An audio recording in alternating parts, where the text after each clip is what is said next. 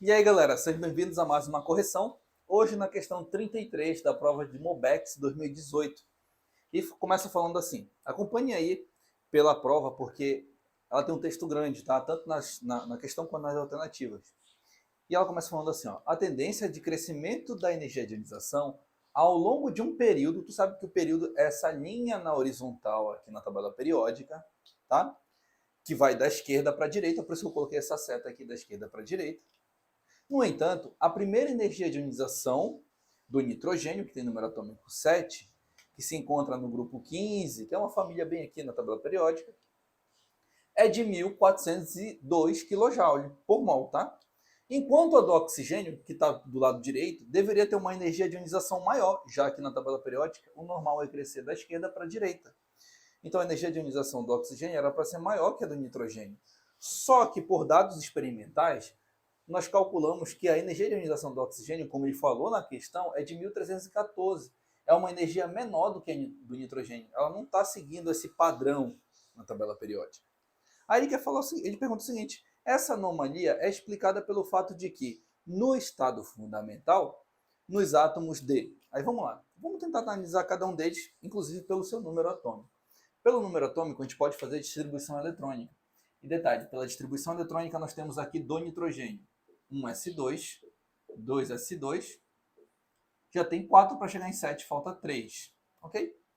2p3. Do oxigênio nós temos 1s2, nós vamos fazer a distribuição para 8, tá? 2s2 e 2p4, né? Já tem 4 com 4, 8, ok? Então nós temos a distribuição eletrônica deles. Não só é importante saber a distribuição eletrônica, mas também saber esses elétrons aqui desse último subnível preenchido. Tu sabe que no subnível P nós temos aqui 3 orbitais, tá? Vou desenhar aqui os 3 orbitais para a gente ver, ok? Os 3 orbitais do subnível P do nitrogênio e os 3 orbitais do subnível P do oxigênio. Deixa eu colocar aqui para a gente, ok? Beleza. No nitrogênio nós temos 3 elétrons que são preenchidos assim, 1, 2, 3. Já no oxigênio nós temos 4 elétrons que são preenchidos assim, 1, 2, 3, 4. Você sabe o que é a diferença entre eles? É que nesse orbital aqui nós temos um elétron a mais do que nesse, ok? E detalhe, esse par de elétrons ele vai dar uma influência muito grande em relação a essas energias. Vamos ler as alternativas para ver qual delas se encaixa aqui nessa explicação que eu vou falar para vocês. Ele fala assim, ó, letra A, nitrogênio. Nitrogênio, o elétron é removido de um orbital P que está semi-preenchido. Ok, os elétrons eles são removidos dos orbitais que estão aqui semi-preenchidos. Pode ser removido ou pode ser adicionado. Tá? E embora esse elétron esteja bastante blindado, o erro nessa questão foi falar isso. Ó. E embora esse elétron esteja bastante blindado, gente, lembra que o efeito blindagem é aquela tonelada de elétrons que tem ao redor do átomo que bloqueia com que ele sinta, por exemplo, a atração com outro elétron, com um elétron mais distante. Pensa aqui comigo da seguinte forma. Nós temos o átomo de nitrogênio, eu vou até desenhar ele aqui para ficar mais fácil para a gente. Esse aqui é o núcleo dele. Aí na primeira camada ele tem aqui 2 elétrons, então aqui a primeira camada ele tem 2 elétrons.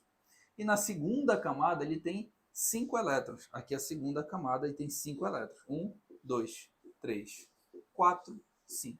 Deixa eu perguntar para vocês, gente. Tem como aconteceu esse efeito blindagem aqui no átomo de nitrogênio? Gente, é muito difícil. Por quê? Porque tem muitos poucos elétrons. Então a atração deles com o núcleo, ela se torna de maneira efetiva. A carga nuclear, ela é efetiva com todos esses elétrons, porque não tem muito elétron para fechar o átomo, para blindar ele. Diferente de um átomo que tem muitos elétrons, como é no caso, por exemplo, do césio, do frâncio, que tem bastante elétron. A mesma coisa acontece para o oxigênio. O oxigênio só tem 8 elétrons, 2 na primeira camada e 6 aqui, né, na segunda camada. Tem poucos elétrons para acontecer esse fenômeno do efeito blindagem. Então a letra A está incorreta por conta disso. Já pula já dela, não precisa mais do resto. A letra B diz assim: oxigênio, o elétron é removido de um orbital P que está preenchido. E olha por quê. E embora esse elétron esteja pouco blindado, ok, ele é pouco blindado por quê? Porque tem poucos elétrons. Tranquilo. A carga em relação à sua carga nuclear efetiva, sua remoção é facilitada devido à força de repulsão elétron-elétron nesse orbital. Corretíssimo, letra B. Por quê? Gente, Por mais que eles estejam no mesmo orbital e que eles estejam girando, né, de maneira contrária, criando aquele campo gravitacional contrário, né? Desculpa, campo gravitacional não, campo magnético contrário, dá a ele sim a característica de manter ele fixo num orbital. Só que eles são elétrons, né? Eles são cargas negativas. E a gente sabe que carga negativa com carga negativa, a tendência tem uma facilidade de repulsão. Então aqui a facilidade de repulsão ela é maior, porque esse orbital mantém dois elétrons juntos. Diferente dos orbitais do subnível P do nitrogênio. É por isso que a energia do oxigênio ela é menor do que do nitrogênio, por conta desse parzinho bem aqui. Ok? Então, nossa alternativa correta, letra B. Vamos ler as outras para ver como é que fica? Qual é o erro delas? Letra C. Nitrogênio. O elétron é removido de um orbital P, que está preenchido.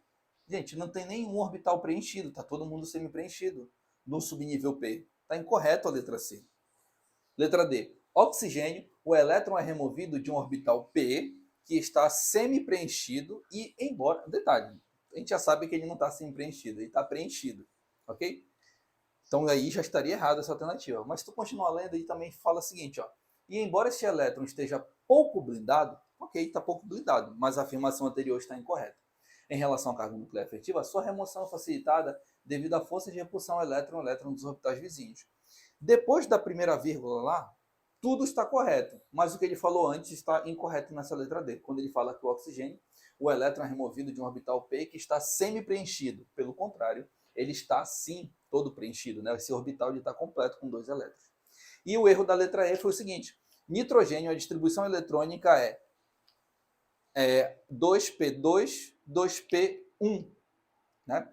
E ele fala, enquanto nos átomos de oxigênio, 2p2, 2p2. Sendo então a energia de ionização do nitrogênio mais elevada, porque apresenta apenas um elétron desemparelhado, muito pelo contrário, né, gente? Aqui nós temos 3 elétrons desemparelhados, e essa distribuição eletrônica que ele apresenta aí para a gente, ela está de maneira incorreta, tá, gente? Por quê? Porque ele fala 2p2. Esse 2px2 que aparece lá para a gente, deixa eu só anotar aqui para vocês. 2px2 significa que no orbital px tem 2 elétrons. E ele também fala o seguinte lá, 2py1. É como se ele dissesse que aqui cada orbital desse vai receber um nome, tá, gente? Só para deixar claro para vocês. Aqui é o px, aqui é o py e aqui é o pz. Aqui é a mesma coisa, px, py e pz. Cada orbital vai receber um nome. Esse é o nome dele. Aí ele fala que o seguinte, que no nitrogênio, tá? Tu tens 2 elétrons no orbital px, quando na verdade tu só tem um, e um elétron no py.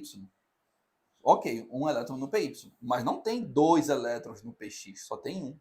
Por isso que ele está incorreto aqui nessa configuração que ele mostrou pra gente. Seria px1, py1 e pz1. Esse seria o correto. Tá? E para o oxigênio, seria px2, porque tem 2 aqui nesse orbital, py1, porque tem 1 nesse orbital, e pz1, porque também tem 1 nesse orbital. Então a letra E está incorreta por conta dessa configuração eletrônica que ele mostrou aí pra gente. Ok, galera? Eu espero que vocês tenham entendido. Espero ter ajudado vocês. Qualquer dúvida, deixa aí nos comentários. Se te ajudou de alguma forma, deixa o like e até a próxima correção. Tchau!